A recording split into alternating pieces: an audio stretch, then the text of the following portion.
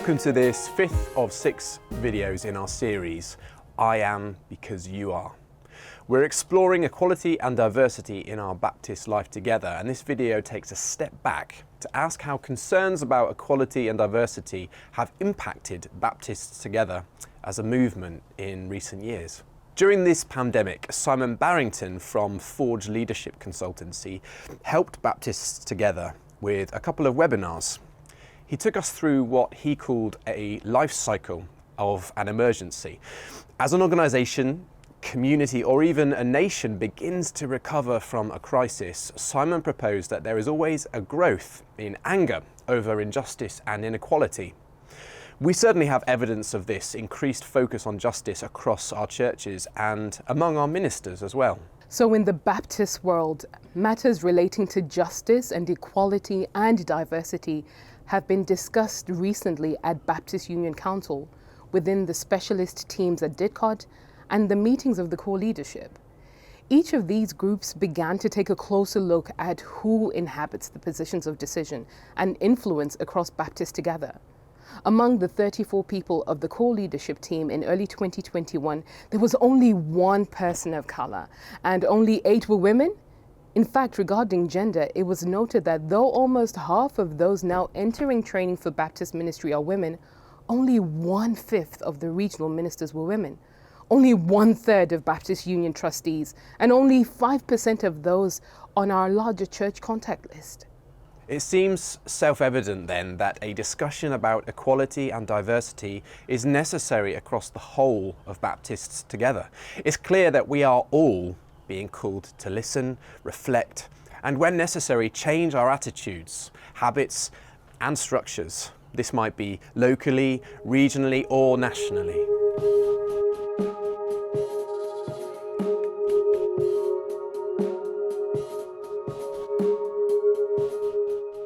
Welcome, Lynn. It's so good to see you. We mentioned how the events of the murder of George Floyd provided a focal point for a conversation about equality and diversity. I wonder how you felt yourself when you heard the news about George Floyd.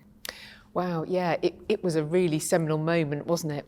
I mean, I think, frankly, I felt absolutely appalled and horrified, and I know people did all around the world, didn't they?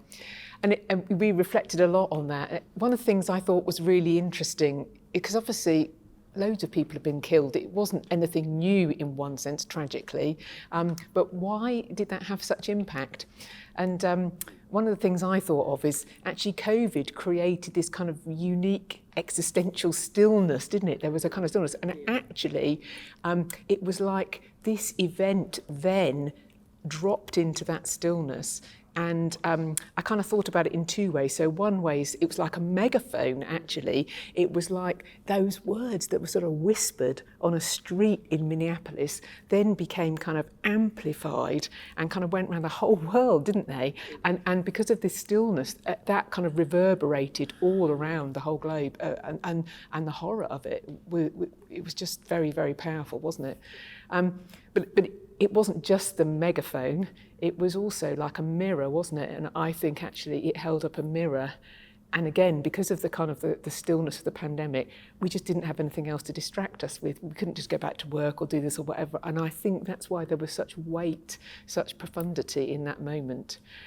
And it really made me think about who God is. And I really reflected a lot. I'm just going to read this little bit from Jeremiah 9, and it says there, doesn't it? Let him who boasts boast about this, that he understands and knows me, that I am the Lord who exercises kindness, justice and righteousness on the earth, for in these I delight. And those words really stuck with me at that time, that actually this is who God is. And our call is to know and to understand him. And it really challenged me. I felt very challenged about it. Do I love kindness, righteousness and justice? Is it really, this delights God, why doesn't it delight me? Thanks, Lynn, for sharing that. Yeah. Obviously, in your role as the General Secretary of Baptists Together, you engage in all sorts of other diverse communities in so many different ways within the Baptists and further afield. From what you've experienced over the last few years, what has God been teaching you personally in relation to this subject? Yeah, I mean, you're absolutely right. I have just the most amazing role. It's a complete privilege. You connect with so many people from around not only this country but Europe and across the world as well. So yeah, I think I've had a few moments that have really been very profound for me personally. And I think the first one I would want to talk about is when Baptist Union Council discussed the apology. I was just a little minion on council in those days, and I turned up, and we had a 2-day council meeting, and I turned up really with a question in my mind: how can we say sorry for something we didn't do ourselves? So I came with that kind of a genuine kind of like, oh, I'm not sure about this. But through particularly the first day of council, we had presentations from people who were affected by enslavement, and different stories and perspectives, and we listened together and we worshipped together and we prayed. And then the next day, it was I have never felt a kind of a sense of the Holy Spirit moving in a meeting in quite that way. There was a real shift, like that. We all just moved from that kind of the first day to a real sense of, yes, actually we are complicit in this, even if we didn't personally do it. I know that I have inherited and benefited from what happened to other people. And it was a real God moment, and that really changed my understanding, my thinking. So that was a really profound moment.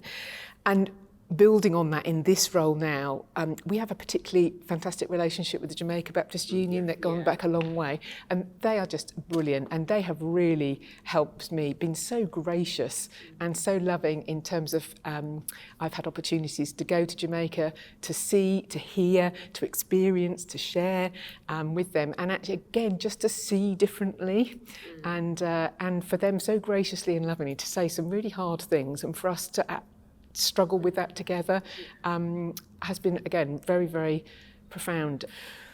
But if I think particularly about women in ministry, I mean, I think that's quite an interesting thing I've heard a lot and actually experienced myself to some extent. I would say, particularly in this role of General Secretary, there are still some circles, not really in Baptist circles, I have to say, which is a great blessing, but in my wider ministry, where I still have that unique quality of being blanked. And it kind of like, it surprised me when it began to happen again. I sort of kind of disconnected. Yeah, you're seeing, yes, because you know what I mean, yes. To remember what it's like to be blanked, I think helps me to remember what it's like for all sorts of people who maybe feel they're blanked or they're marginalised or they're not valued and they don't belong. Thank you, Lynn, so much for being open and vulnerable to the questions that we're engaging with today, which are definitely by no means easy questions. And so when these videos were being conceived, it was very clear that we face a collective challenge. I mean, we've heard about stories of exclusion and unconscious bias within our own churches and also among our own ministers. But we've discovered, haven't we, that discrimination and exclusion is sometimes a feature of our structures too. What are your thoughts? Have you reflected on this? Oh yes, we've reflected on this a lot. We've reflected on this corporately over the years. But you know, as both as a local church minister and in my role as General Secretary, it just feels frustrating that we've not made as much progress as we would have liked, you know. Well, big time, really. So, but one of my reflections on that is partly that comes out of our governance structures. So if you think about council, a lot of the seats on council, if you're using the term seats, are filled by people who are there by dint of office. So college principals, regional teams, and the people they send from associations. So it's hard to bring about change because of our governance. But do you know what, after George Floyd, I think, again, it's easy to wring your hands and say, oh, well, it's too hard, it's the governance, it doesn't... And everyone's sort of looking at everyone else and saying, like, well, you know, why don't you do it? Why can't you do it? Why don't you? Not in an accusing way, but it feels a bit helpless sometimes. But when we were thinking the core leadership team, which is kind of like a movement gathering of all the kind of leaders from across Baptist together, when we got together and we wrote a statement about George Floyd, we then said, well, what are we going to do about it? Yeah. And it's all very well to lament what we can't do, but what can we do? And one thing we could do is actually sort out our own makeup, because The core leadership team at that point had out of about 35 people, had one person from an ethnic minority on it. But again, it's because everyone is from different seats, and so that's it. So we thought, well, what can we do about this? And so we had lots of reflections and praying together, and we basically decided to do two things. So the first one is I encourage people to bring along an alternate. So if the regional team leader for the Southwest, for example, can't come, then they can send someone else to core leadership team meetings instead of them. And we've said, if you're going to send an alternate, can it be from an underrepresented group, please? And that's been brilliant because and it's also been great at sort of leadership development as well, because we've had different people coming into the room, different voices, and that's been good. The other thing we did is we spent a long time and decided that we would adopt a system of co-options. And again, there was a real sensitivity about tokenism here, not wanting token. But we thought, and this is what I feel sometimes, there's so many people out there who are beginning to exercise translocal ministries, and often with our black and brown colleagues, it's in informal ways, not in formal structured ways. So how do we see who is in these roles, and how can we then invite them onto CLT? Because what they have to bring. And I think the challenge that I wanted to bring out of that was, okay, so core leadership team said, we can't fix the union because it's not within our power or our gift, but we can do our bit. And I think my challenge would really be to everyone is where do you have influence, and how do what about your trustees?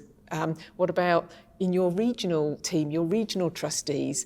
What about having, have you asked the question of who represents you at council, and what does that look like? Do you know what I mean? It's like every one of us in our place has to sit and say, what can I do in my bit? And by the way that Baptist Together works, if everyone does their bit in their bit, it will all come together to being a very wonderful bit. Thanks, Lynn.